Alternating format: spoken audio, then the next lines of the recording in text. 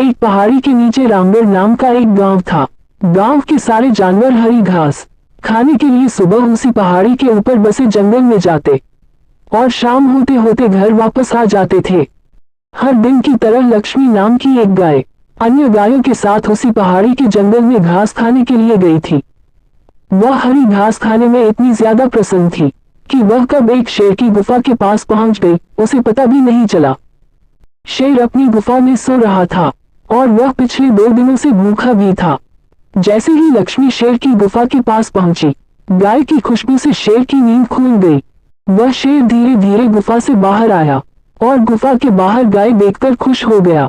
शेर ने मन ही मन सोचा कि आज उसकी 2 दिनों की भूख मिट जाएगी। वह इस तंदुरुस्त गाय का ताजा मांस खाएगा और यह सोचकर उसने एक तेज दहाड़ लगाई। लक्ष्मी शेर की दहाड़ सुनकर डर जाती है। जब वह अपने आसपास देखती है तो वहां दूर दूर तक उसको कोई भी दूसरी गाय नहीं दिखी। जब वह हिम्मत करके पीछे मुड़ी तो उसे सामने शेर खड़ा हुआ दिखाई दिया। उस शेर ने लक्ष्मी को देखकर फिर से दहाड़ लगाई है और लक्ष्मी से कहा, मुझे 2 दिनों से कोई शिकार नहीं मिल रहा था, मैं भूखा था, शायद इसलिए भगवान ने मेरा पेट भरने के लिए तुझे मेरे यहाँ पर भेजा है। आज मैं तुझे खाकर अपनी भूख मिटा लूंगा। बात सुनकर लक्ष्मी डर जाती है।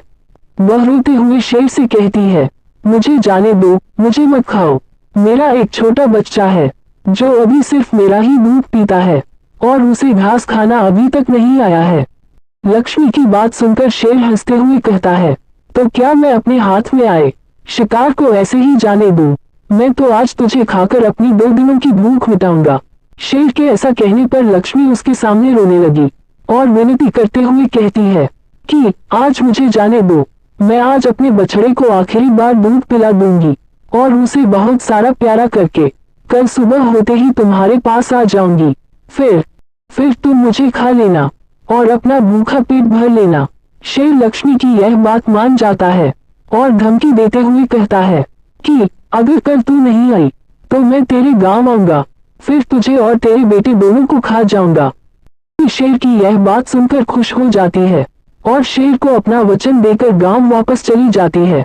वहां से वह सीधे अपने बछड़े के पास जाती है, उसे दूध पिलाती है और बहुत सारा प्यार करती है। फिर बछड़े को शेर के साथ हुई सारी घटना बताती है और कहती है कि उसे अब अपना ख्याल खुद ही रखना होगा।